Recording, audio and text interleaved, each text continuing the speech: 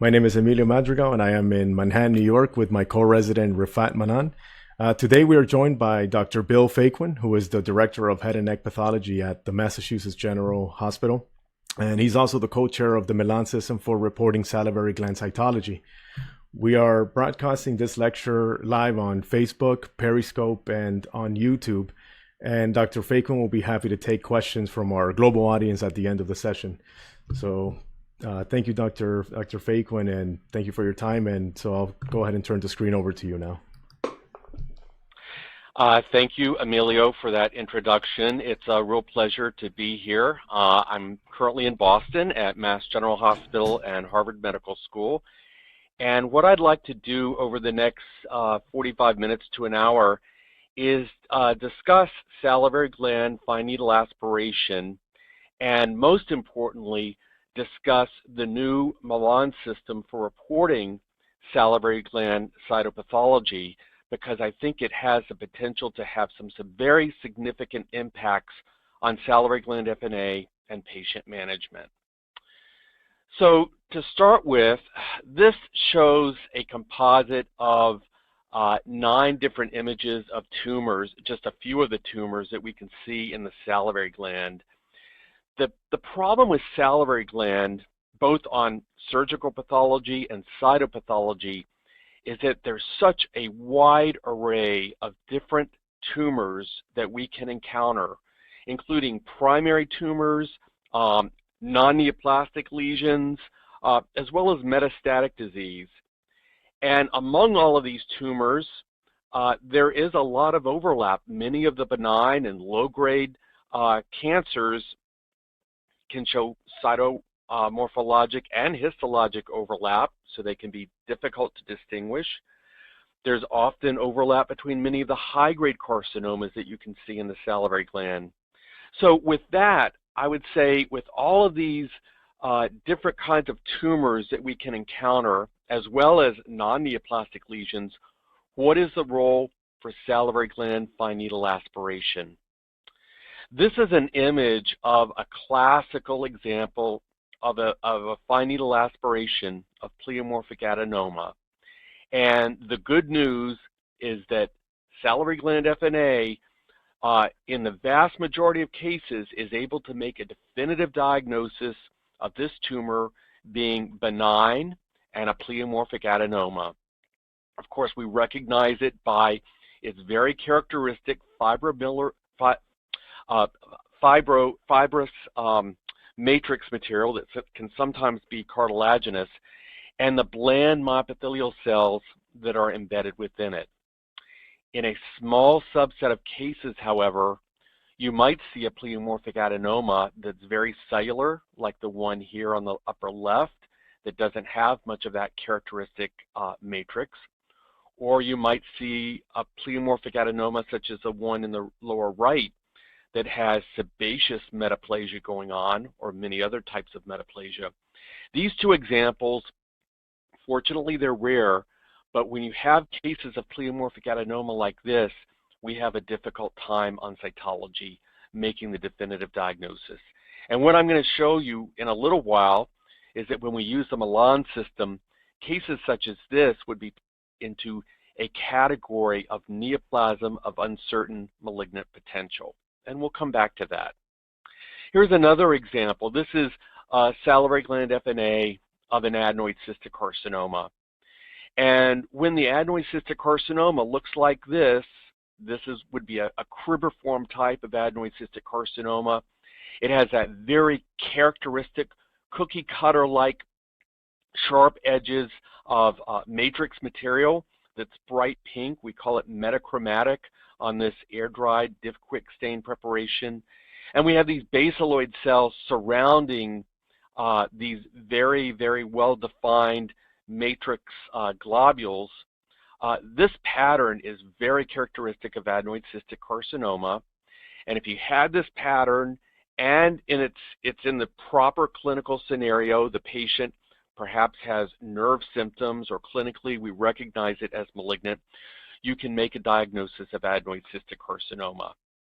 However, there are also cases of adenoid cystic carcinoma, such as the solid subtype shown here in an FNA, which doesn't have the characteristic matrix, and it may be very difficult and sometimes almost impossible to definitively make a diagnosis of adenoid cystic carcinoma on FNA on cytomorphology alone. We'll come back at the end of this talk to mention some of the ancillary markers that can help us out and help us to go the extra mile to make a more accurate FNA diagnosis. But if you have a case like this, it's probably going to end up in that uncertain malignant potential category that I'll tell you about in the Milan system.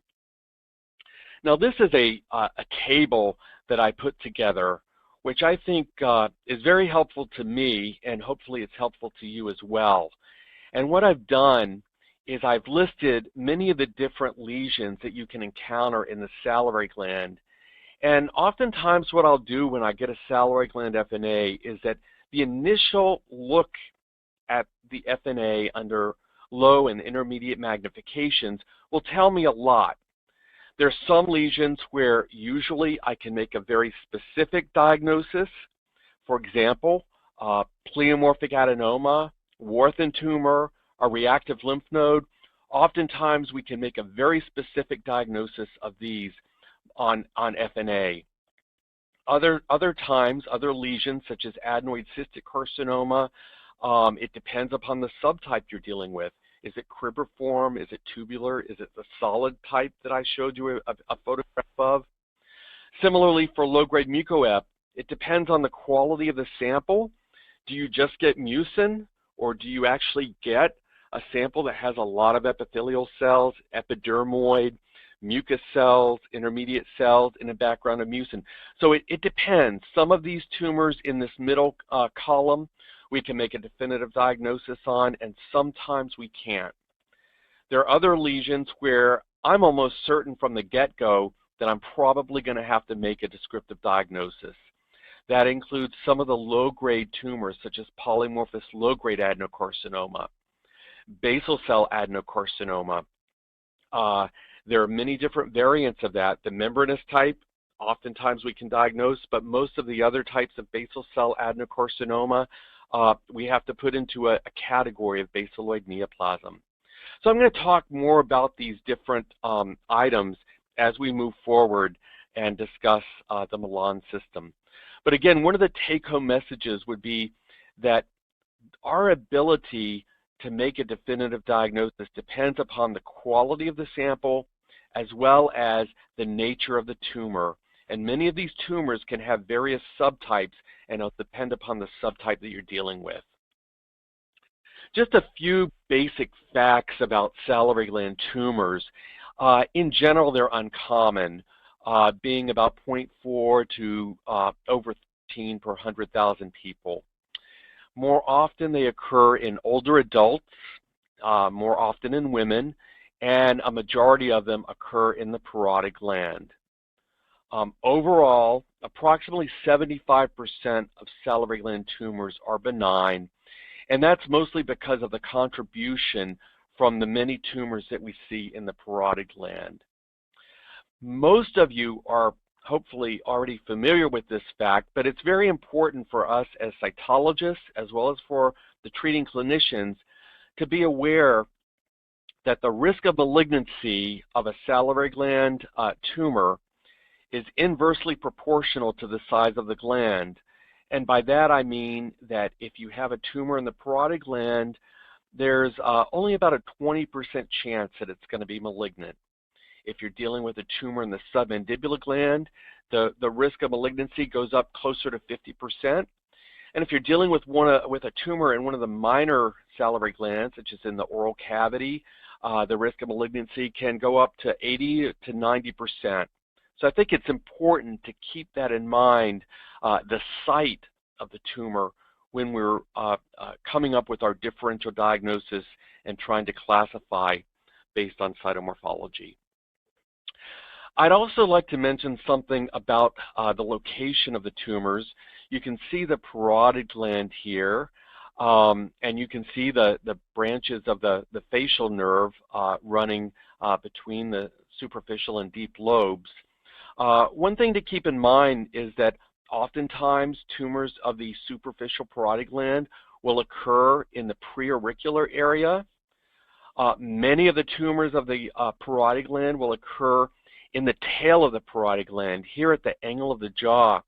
And it's not uncommon, if you're actually doing the FNA, for the clinician to send the patient to you and say, this patient has a lymph node in the upper part of their neck, when in fact you do the FNA and it's a pleomorphic adenoma, and you realize you're dealing with a tumor that's located here in the tail of the parotid.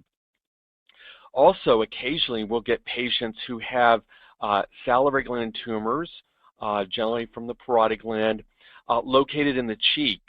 And some of these will represent tumors of the accessory parotid tissue, which can lie anywhere along Stenson's duct overlying the masseter muscle. And the tumors that you would get in this location would be exactly the same ones that you could get in the salivary gland, parotid gland proper. So what about the effectiveness of salivary gland FNA? Overall, it's got a pretty good accuracy.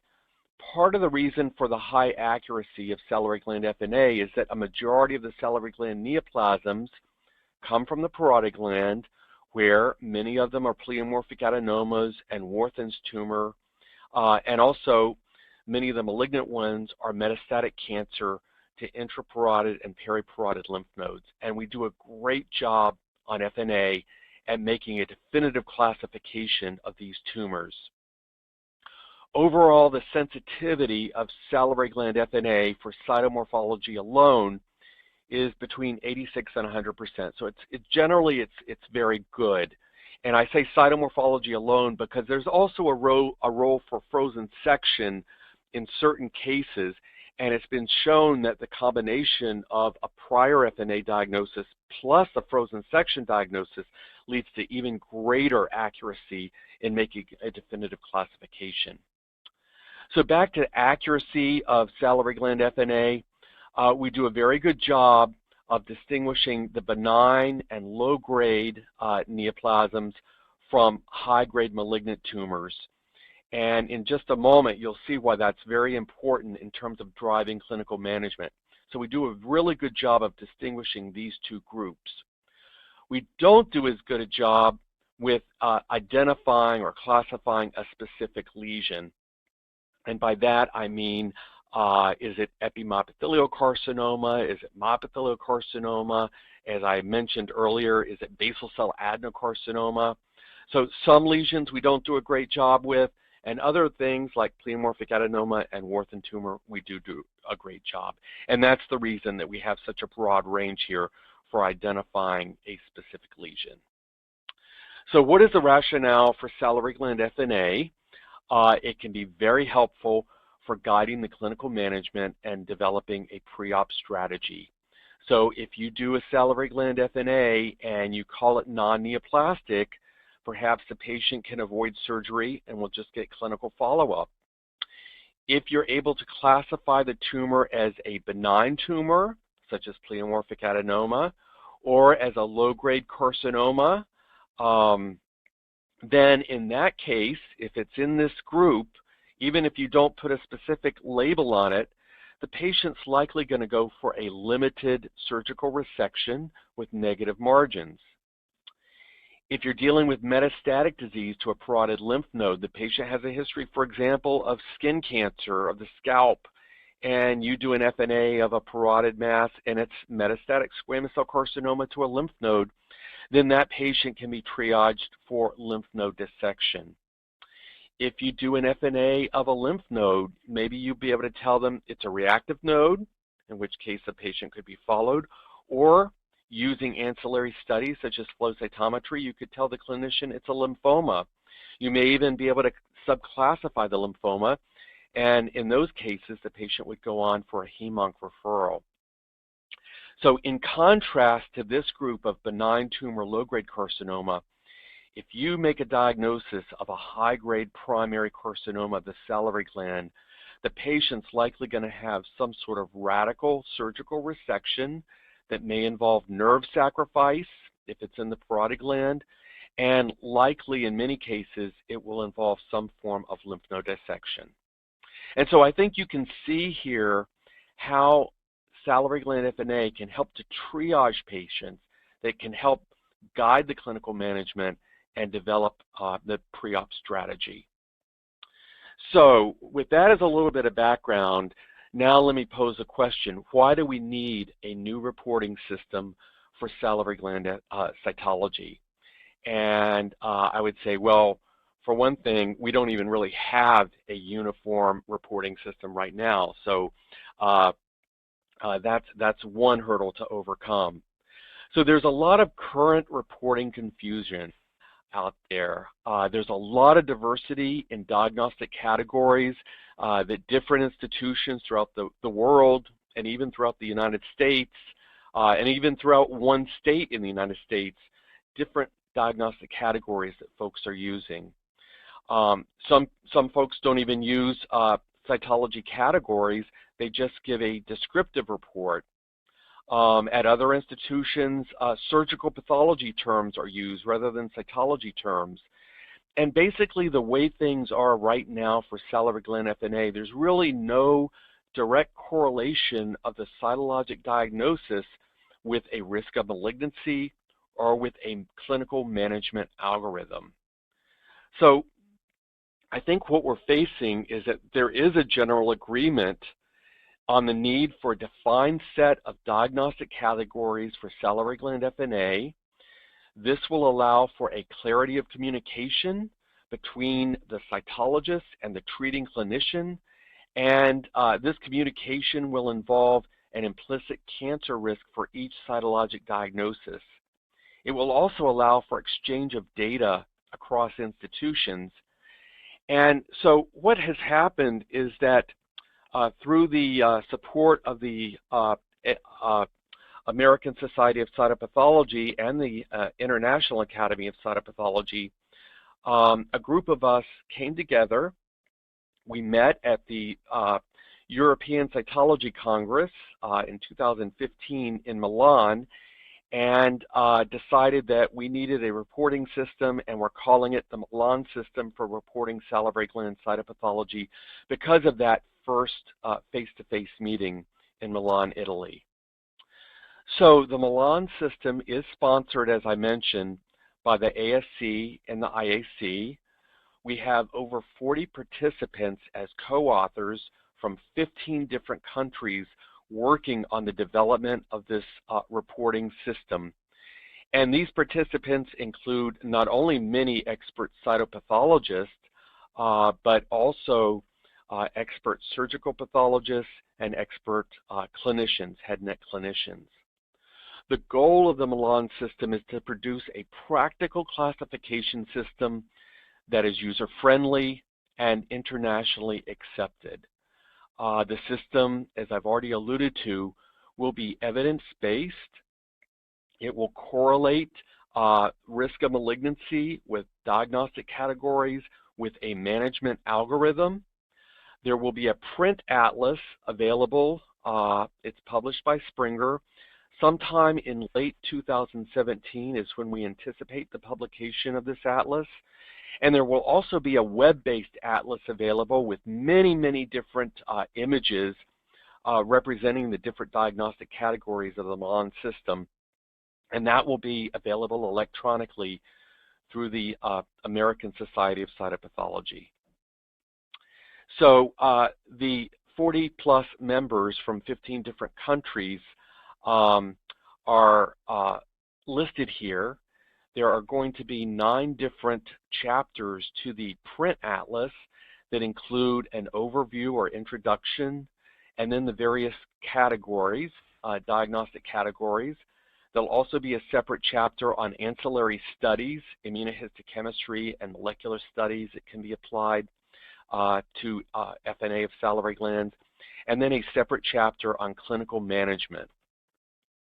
So what are the diagnostic categories of the Milan system for reporting salivary gland cytopathology? They're listed here. The first one is non-diagnostic. The second is non-neoplastic. The third is atypia of undetermined significance. And you'll note that we borrowed this term from the Bethesda system for thyroid cytopathology, because most of us are very familiar with this term and with this category. The fourth category is neoplastic, and it's divided into two subcategories: benign neoplastic and neoplastic uncertain malignant potential. The fifth category is a standard category that we're used to using in cytology, suspicious for malignancy, and then the sixth category is malignant. So what I'm going to do is take you through each of these categories and just give you some of the basics of what the category means and some examples of entities that would be placed into each of these diagnostic categories. Before I do that, let me show you right now the draft of the risks of malignancy and management algorithm associated with the 6 different diagnostic categories. We are currently looking at the literature. There are more manuscripts being published as we speak and written as we speak, which will contribute to refining the risk of malignancy. I think you can see that for the non-diagnostic category, there is a significant risk of malignancy, and that's because, as you might expect, many of these fine needle aspirates that are termed non-diagnostic are simply sampling errors that are missing an underlying cancer. And the clinical management for these would be very careful clinical and radiologic correlation and repeat FNA under ultrasound guidance. And then if that doesn't work, the potential for either core biopsy, open biopsy, or surgical resection would be considered. For the non-neoplastic category, the risk of malignancy can range from 0 to 10%. Again, some of these non-neoplastic lesions may represent a reactive condition, and simply the FNA did not properly sample the underlying neoplasm. So again, for this category, very careful clinical follow-up and radiologic correlation is needed, and in a subset of cases where the clinical and radiologic findings are concerning, surgical resection may be needed. For this atypical category, we're still working on the risk of malignancy. We expect some material to come out in the near future. But the management would be repeat FNA or surgery. For the neoplastic category under benign, generally these are going to have conservative surgery or clinical follow-up. And for this uncertain malignant potential category, you can see that the risks of malignancy are going up now gradually. This has a risk of malignancy in the 20 to 40% range, and generally most of these patients will have some kind of conservative surgery. Most of the malignancies in this category are going to be low-grade carcinomas. Moving up to the suspicious for malignancy category, the risk of malignancy goes up to 60 to 70%. Most of these patients will have surgery, and correlation with clinical and radiologic features will help to inform the clinician as to whether we think this may or may not be an aggressive tumor, and it can also be correlated with frozen section.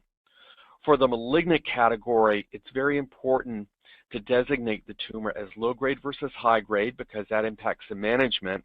And as you see over here, surgery is indicated for most of these patients, and again, correlation with low-grade versus high-grade to determine the extent of surgery. And these are associated with risk of malignancy going up into the 90% or higher spectrum.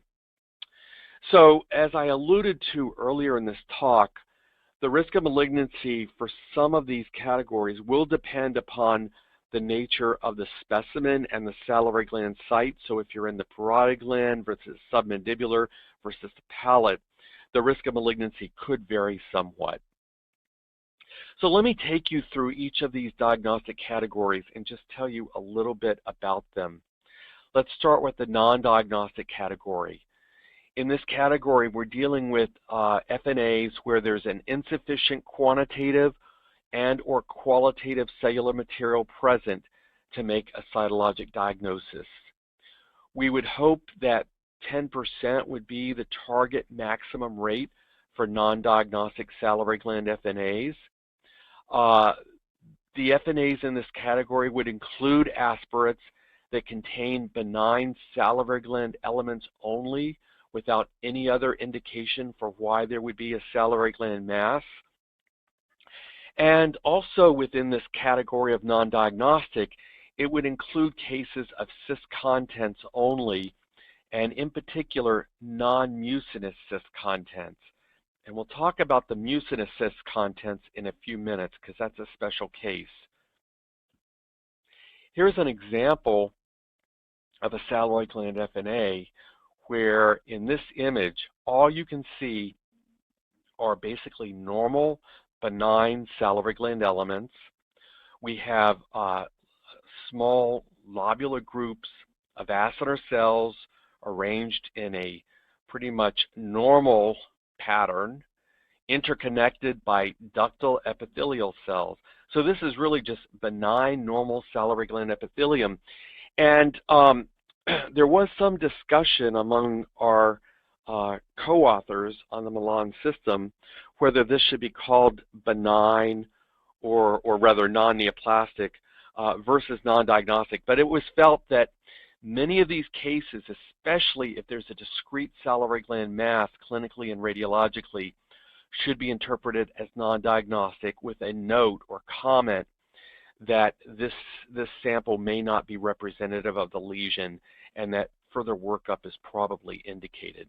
So again, that's shown here. For aspirates containing only normal salivary gland elements, a cautionary note is recommended. And the note could read something like this: clinical and radiologic correlations are recommended to ensure that the aspirate is representative of the lesion. The findings in this aspirate do not explain the presence of a salivary gland mass.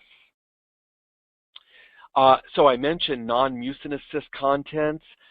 If there is no epithelial component present and you simply have an aspirate that contains histiocytes and debris in the background, maybe some inflammatory cells, so that is cyst contents only and no mucin, non-diagnostic is the place to put it. And there's a range of different lesions that this could represent. Again, we don't have an epithelial component, so this could be a pseudocyst, it could be a ductal cyst, or it could actually be a cystic neoplasm. And again, the quality of the sample, we're just not getting perhaps an adequate sample to classify it further. Let's move now to the non-neoplastic category.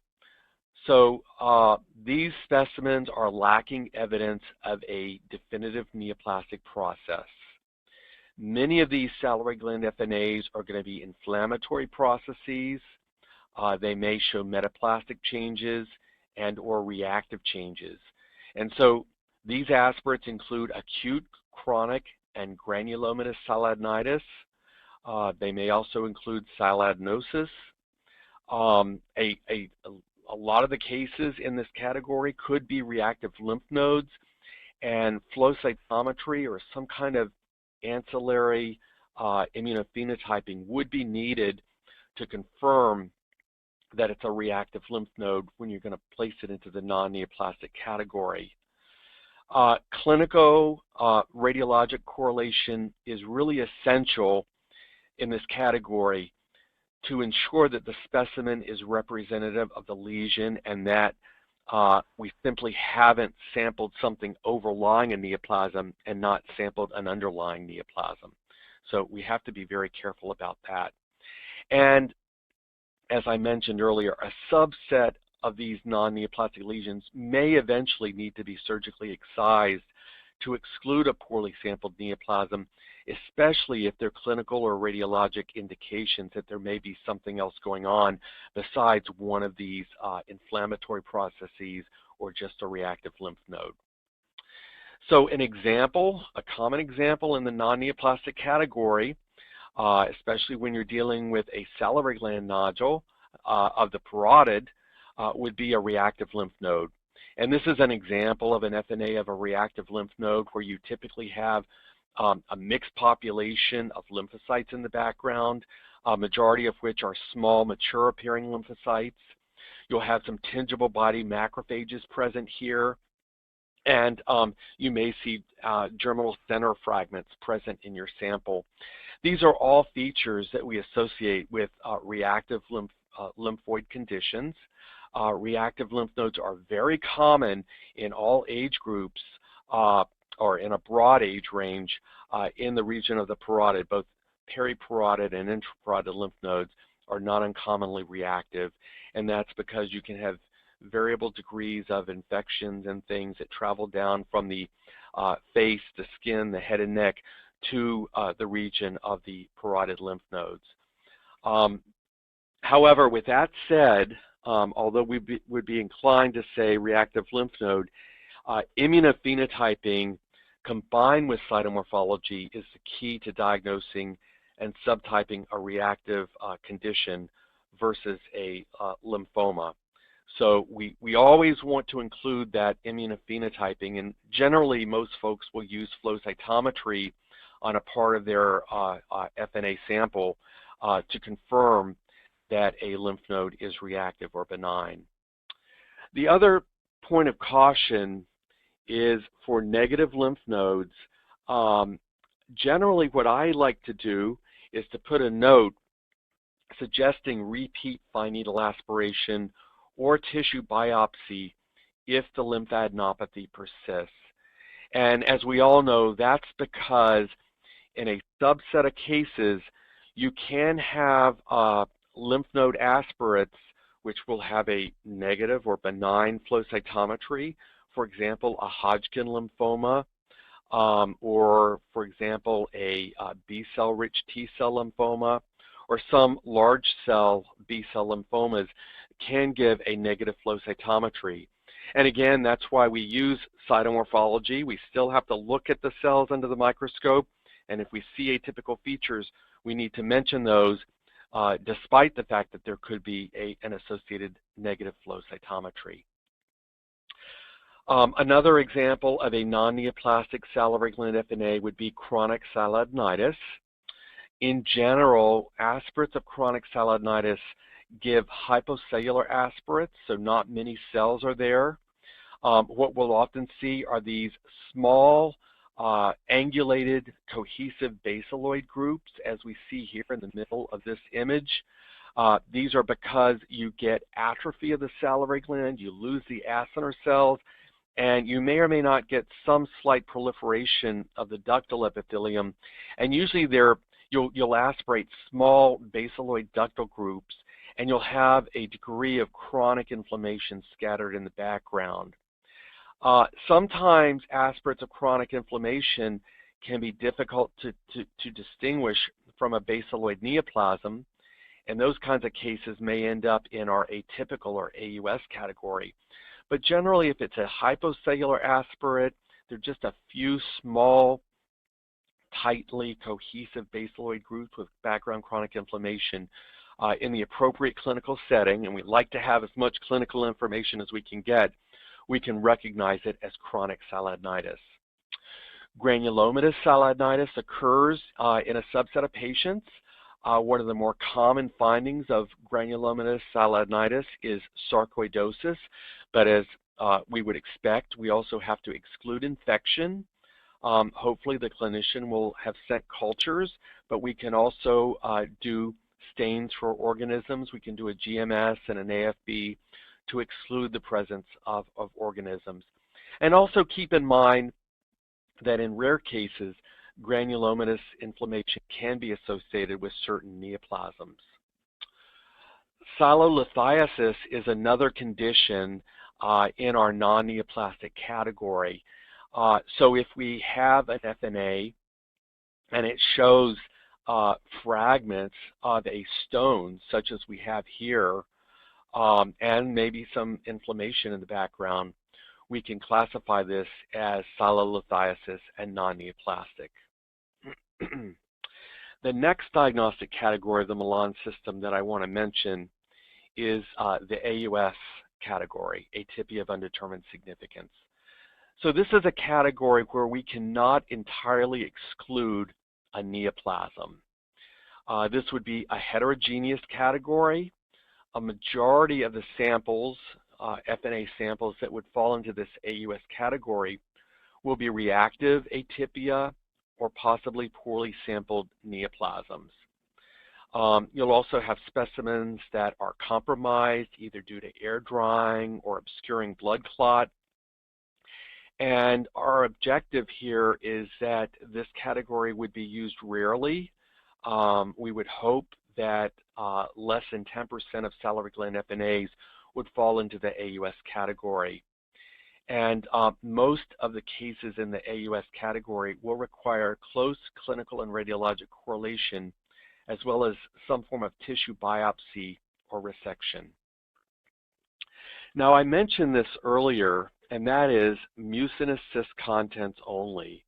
So we don't have any epithelial cells to say what exactly the type of cyst we're dealing with. We know it's some type of mucinous cyst because of all of this mucin in the background. This is an air-dried Diffquick preparation, stain preparation.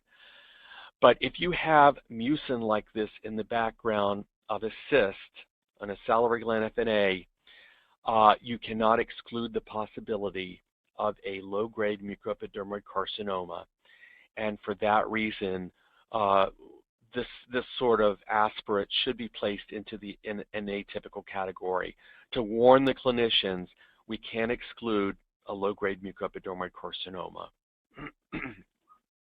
Another example of an entity in the AUS category would be an aspirate such as this, where we have very bland, sort of benign-looking oncocytes. Maybe there are only a few of them. This is a liquid-based preparation. If this were admixed with benign salivary gland elements, your differential diagnosis could be between an oncocytosis, which is a very common process, especially in older individuals, versus a true neoplasm, such as an oncocytoma or some oncocytic variant of another type of neoplasm. So if you're not sure if it's a neoplasm or not, you would place it into this AUS category. Here's one more example of a lesion that might fall into the AUS category. Is this reactive? Is this a reactive process? Is it a chronic sialadenitis? Or is it actually a basaloid neoplasm? This is an example of a very rare entity, sclerosing polycystic adenosis, but it's just to illustrate that this particular aspirate shows these tight clusters of basaloid cells. It's actually more cellular than I would expect for chronic sialadenitis, and it raises the differential of a basaloid neoplasm, except there's a lot of apocrine snouting here, and that looks more like maybe a metaplastic or reactive process. So it's really not clear from this aspirate, am I dealing with some kind of reactive process or is it a true neoplasm? And so this is a sort of lesion where you, or aspirate, where you might put it into the AUS category. And again, it's going to be open to a little bit of subjective interpretation of where you want to place that FNA into which category in the Milan system. Moving on to the neoplastic or neoplasm category, this category will be used a lot in the Milan classification system. And as I mentioned earlier, there are two subcategories, the benign neoplasm and the salivary gland neoplasm of uncertain malignant potential. The benign neoplasm category is reserved for clear-cut benign neoplasms, classical examples of things like pleomorphic adenoma, Wharton tumor, lipoma. In contrast, the salivary gland neoplasm of uncertain malignant potential subcategory, this is a category, it's diagnostic of a neoplasm. However, a diagnosis of a specific entity cannot be made. And in addition, a malignant neoplasm cannot be entirely excluded. So it's different from the benign neoplasm category. We expect the benign neoplasm category to have a very low risk of malignancy if strict criteria are adhered to for diagnosing these classical pleomorphic adenomas and Wharton's tumors, etc. In contrast, Here we're going to have variations of neoplasms where we cannot exclude a malignant neoplasm, and this subcategory is associated with a much increased risk of malignancy over the benign subgroup.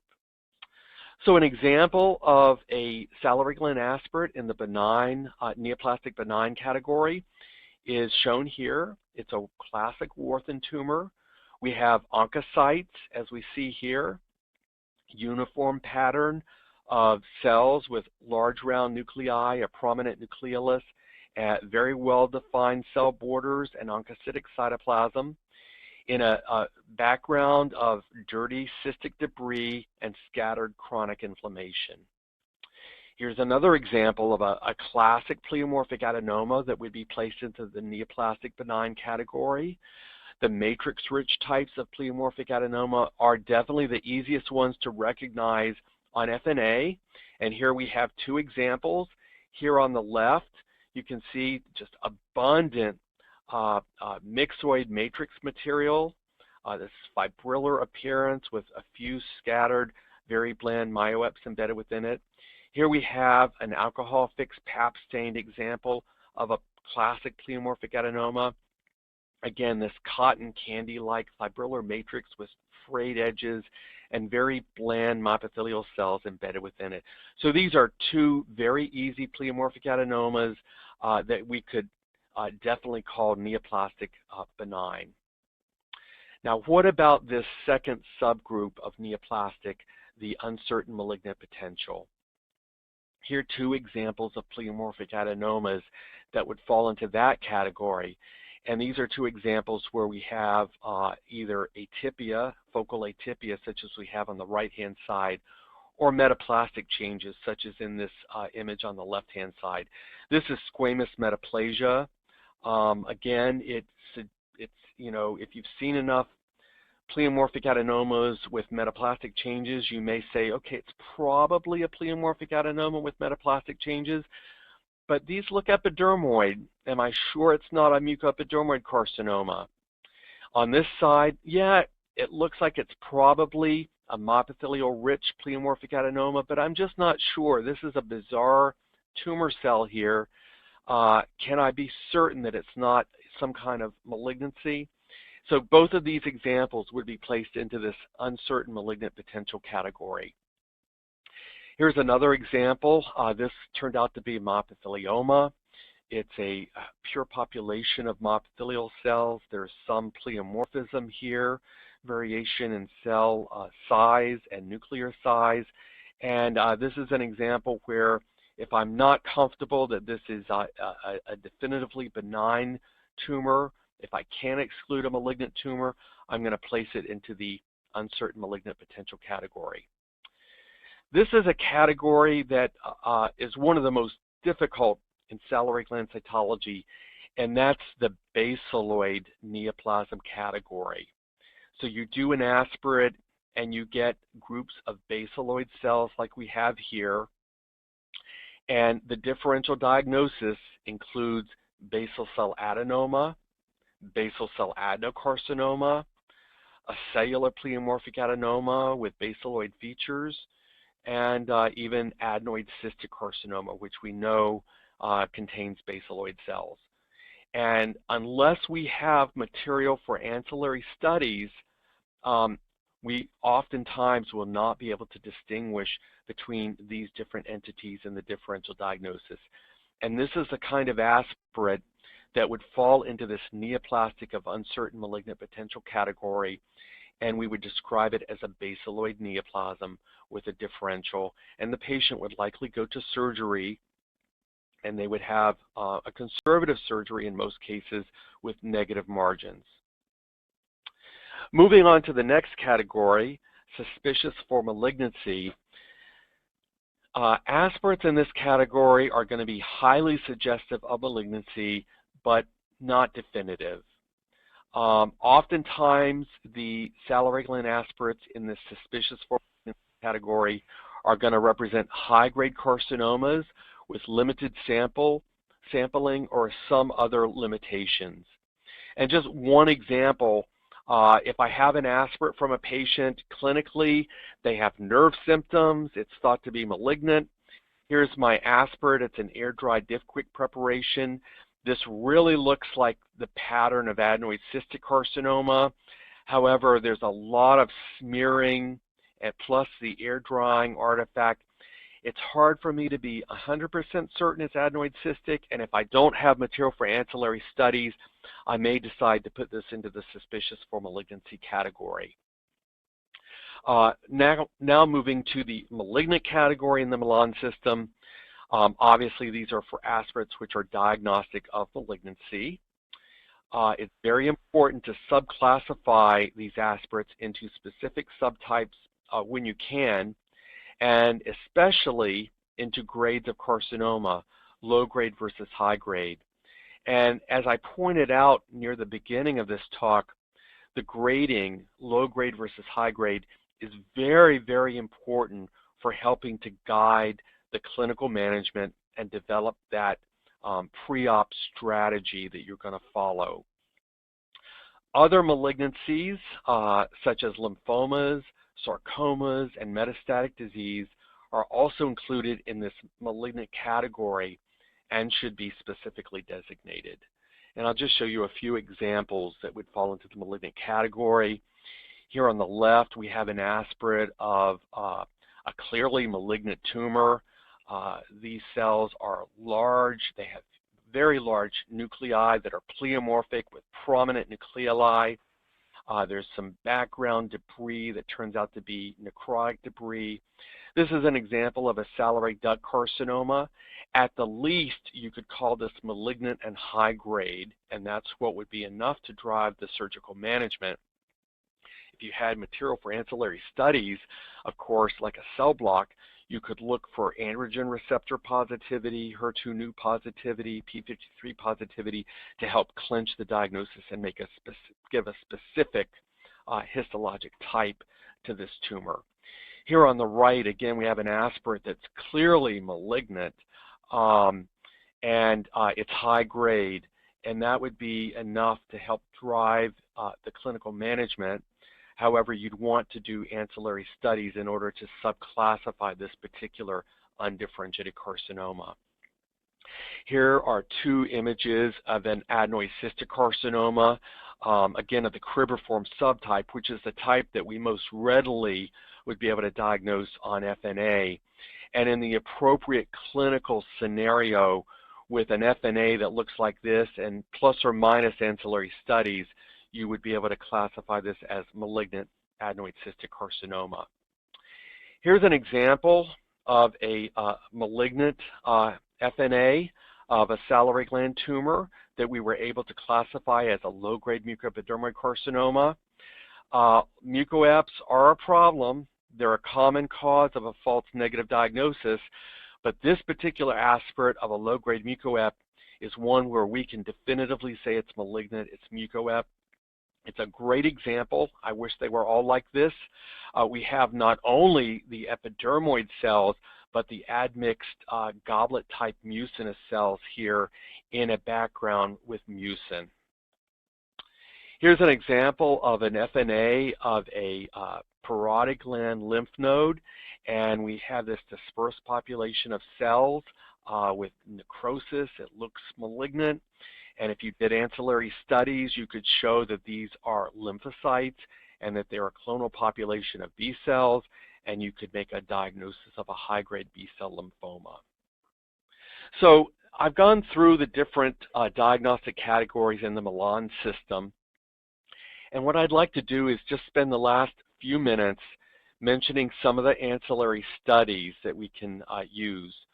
So basically, improvements in immunocytochemistry, immunohistochemistry, and molecular testing will make the Milan system and salivary gland FNA in general more effective. And it's really critical that the FNA specimen include adequate material for ancillary studies in difficult cases. And so by that, I think it's an important take-home message. You know, we can only go so far on cytomorphology alone. Fortunately, cytomorphology does get us pretty far when we're dealing with things like Wharton tumor and pleomorphic adenoma. But when we start dealing with some of the other less common tumors and low-grade carcinomas, we really can only go so far with cytomorphology. And if you really want to make your FNA as effective and accurate as possible, you're going to need to make sure that you get material, generally in the form of a cell block, so that you can do some of these ancillary marker studies. What are some of the ancillary studies that we can do?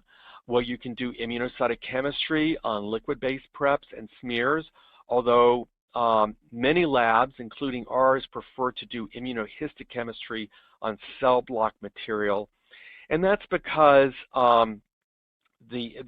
labs are used to dealing with formalin-fixed paraffin-embedded material as you have in a cell block, and also the controls that we have for immunochemistry go with those when you're doing the stains on the cell block. On the molecular level, you can do FISH analysis, you could do RT-PCR, and for molecular studies, our particular institution uses next-generation sequencing with a panel that looks for many different mutations as well as many different fusion genes. So, with regard to molecular markers and salivary gland tumors, we've actually come a long way in the last 5 to 10 years. We now have 7 different tumors in the salivary gland that are associated with either a mutation or a gene rearrangement. These include mammary analog secretory carcinoma, pleomorphic adenoma and carcinoma XPA, clear cell carcinoma, mucoepidermoid carcinoma, cribriform adenocarcinoma of minor salivary gland, adenoid cystic carcinoma, and basal cell adenoma.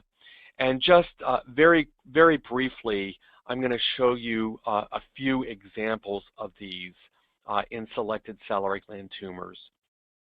So with pleomorphic adenoma, as I mentioned earlier, we do a great job on cytology of diagnosing pleomorphic adenoma, and most cases will be diagnosed in the Milan system as neoplastic benign.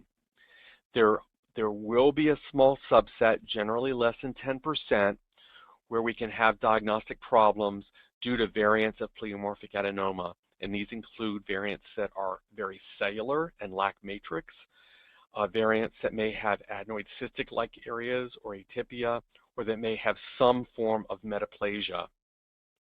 With regard to pleomorphic adenoma, as well as most of the matrix-producing tumors, immunohistochemistry generally is not extremely effective because all of the matrix-producing tumors stain with markers for ductal and myopithelial cells. However, with pleomorphic adenoma, over half of cases are known to be associated with rearrangements involving the PLAG1 gene. And there is an antibody available, which is less specific than the molecular testing, but the antibody can be useful to give you some objective material or information, but molecular testing would be even better if you have that. This is an example of immunohistochemistry for PLAG1. It's a nice image of the nuclear staining of PLAG1. It was contributed by Dr. Jeff Crane at Brigham and Women's Hospital, who's done a lot of research on salivary gland cytology and histology. And over 94% of pleomorphic adenomas, greater than the number that actually have the PLAG1 gene rearrangement, overexpress PLAG1 and can be identified using this antibody. Keep in mind, though, that just because you might have PLAG1 positivity, either on the molecular or immunohistochemical level, it does not exclude the possibility of a pleomorphic of a carcinoma X pleomorphic adenoma, because when the tumor becomes malignant, it will also carry along with it the PLAG1 gene rearrangement. What about adenoid cystic carcinoma? Most cases will be diagnosed in the Milan system either as neoplastic of uncertain malignant potential or depending upon the quality of the sample and the subtype of adenoid cystic carcinoma, it may fall into the suspicious for malignancy or even malignant category. There are a couple of good immunohistochemical stains that we can use to help us with adenoid cystic carcinomas. Most cases of adenoid cystic carcinoma are strongly and diffusely positive for CD117, also known as KIT.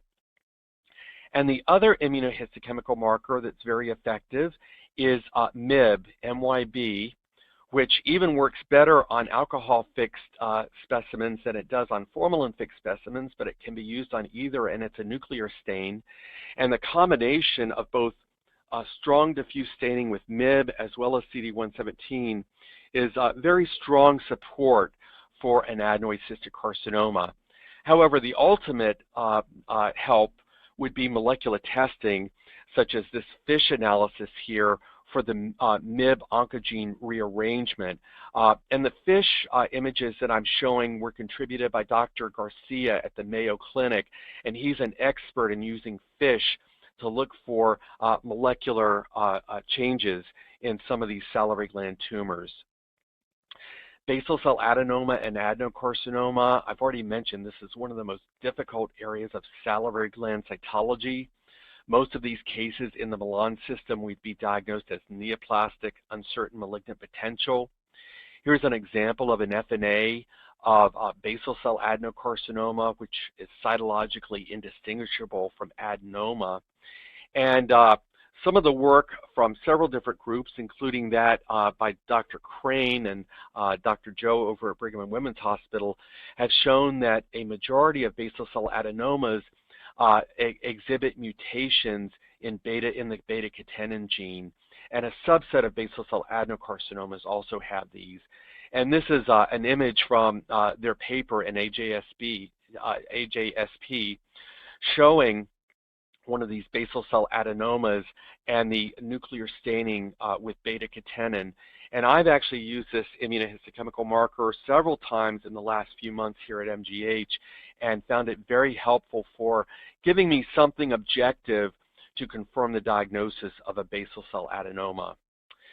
We all are familiar with or have heard about mammary analog secretory carcinoma in the Milan system. If you only have cytomorphology, it's probably going to fall into this neoplastic uncertain malignant potential category. However, if you can do ancillary studies, you may actually make the definitive diagnosis on FNA. Cytologically, aspirates look like this. They kind of resemble actinic cell carcinoma. However, they lack zymogen granules in the cytoplasm, and they have a lot of vacuolization. There is a very good immunohistochemical profile that's very, very helpful for making a more definitive diagnosis of MASC on FNA, and that includes positivity with GCDFP, S100 mammoglobin, and GATA3 would also be positive. And for difficult cases, you can certainly do the molecular testing for a definitive diagnosis of MASC in the salivary gland. This shows the nice FISH analysis. At our institution, we use next generation sequencing to demonstrate the ETV6 gene rearrangement. Actinic cell carcinoma is one that we can do a pretty good job of on FNA if you have material for ancillary studies. Most cases are diagnosed either as neoplastic uncertain malignant potential, suspicious for malignancy, or if you have material for ancillary studies, you can sometimes get all the way to malignant. And that's because there are two immunohistochemical markers that can be very helpful for making the diagnosis of actinic cell carcinoma. Those are DOG1, shown here on the left, which is strong diffuse membranous staining, cytoplasmic and membranous staining, and SOX10 here on the right, which should show strong diffuse nuclear staining. And together, these are very, very good for diagnosing actinic cell carcinoma.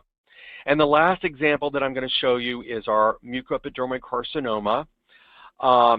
Depending upon the sample that you get, as well as the grade of mucoepidermoid carcinoma, the diagnostic category could range anywhere from AUS to SUMP to malignant. And here's an example of an FNA of a low-grade mucoep. We have one group of very bland-looking epidermoid cells and a lot of background mucin. Immunohistochemistry is generally not very effective for mucoepidermoid carcinomas. We expect the epidermoid cells to be p63 positive, but there's no specific immunoprofile. However, work by Dr. Cytology as well as other groups have shown, and we've known this for some time, that a majority of mucoepidermoid carcinomas do have rearrangements involving mech mammal, and either by FISH analysis, as shown here on the right, or by next generation sequencing, you can detect this rearrangement and make a definitive diagnosis of mucoepidermoid carcinoma. I've used this molecular analysis in several cases in both FNA as well as small biopsies, and it can prove very, very useful. But again, you need to make sure that you get material to do these ancillary studies. Otherwise, you're going to limit how far you can go with your salivary gland FNA diagnosis. So just to summarize, salivary gland cytology presents many diagnostic challenges. The Milan system for reporting salivary gland cytopathology will help to produce a uniform diagnostic structure. It will provide improved communication between the treating clinician and the cytologist, and it will improve patient care overall. The availability of immunohistochemistry and molecular markers can also greatly improve the accuracy of salivary gland FNA, but again, be sure for those difficult cases that you get the material you need in order to apply ancillary tests. So, to summarize, we look forward to the implementation of the Milan system, and I hope that you will also find it useful for improving the FNA diagnosis and reporting of salivary gland lesions, and I thank you very much for your attention. Excellent. Thank you so much, Dr. Faquin, for that excellent introduction and overview of the Milan system. So we have a couple of questions here. I'm going to read the first one. Here's from one of our, someone on YouTube. His name is Frido Bruel. He's from the Institute of Pathology at the University of Bern in Switzerland. And he just wants to know if you have any distinctive cytologic features for squamous metaplasia. Distinctive cytologic features for squamous metaplasia. That's actually a little bit difficult to answer because it really depends on the nature of the sample and the nature of the lesion. Squamous metaplasia, it can occur in such a wide range of entities in the salivary gland, from non-neoplastic conditions such as chronic silanitis. You can get squamous metaplastic changes of the ductal epithelium. For those, I would say the hypocellularity, the small size of the groups can kind of suggest that you might just be dealing with squamous metaplasia. More commonly, we'll see it in a pleomorphic adenoma, and squamous metaplasia is the most common metaplastic change in pleomorphic adenoma. And in particular, if you see the presence of keratin pearls, and no features of marked atypia, such as with squamous cell carcinoma, but keratin pearls and very bland squamous metaplasia is actually not an uncommon scenario in a small subset of pleomorphic adenomas that are basically mimicking skin adnexal differentiation. And so when I see that combination, it's a lot easier to recognize it as squamous metaplasia. Unfortunately, I will say, there are no immunohistochemical markers that help, and depending upon the context and the rest of the sample, it may not be possible to put a definitive label on it.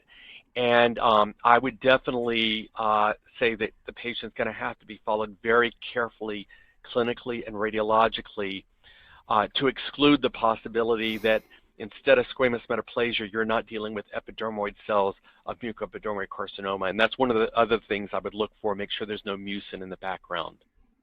Okay, thank you very much. We have another question. Rifat has a question here from. Yeah, we have a question from Dr. Charanjit Singh from Florida Hospital in Orlando. So he says that unlike gynecologic cytology and to some extent thyroid cytology, salivary lesions are a group of diverse lesions. So he believes that benign versus malignant and then low versus high grade may would have been suffice. And he is wondering that how risks of malignancy were determined for these classes from such diverse group of lesions. Thank you. Thank you. That's a very good question, and I somewhat agree with the statement that he made about one of the important things is if we can just say it's non-neoplastic or that it's a low-grade or benign neoplasm versus a high-grade carcinoma, those are the most important things for guiding the clinical management. However, we can do better than that, and in fact, you know, if you have an aspirate of a salivary gland tumor, a majority of those are pleomorphic adenomas, and if you can tell the clinician, this is a pleomorphic adenoma, and usually we can, or this is a Warthin tumor, the patient may actually be someone who's not a good surgical risk, and they may want to follow the patient clinically and not send them to surgery. And so I think that's where, you know, it can be important to put a specific label on it to sort of reassure the surgeon. The other thing is that I feel like, and I'm not alone on this, that really going forward, we need a uniform reporting system. And the things that we mentioned about non-neoplastic, high-grade, low-grade are built into the system, but we also have the option, when possible, to go the extra mile of putting a specific label on some of these.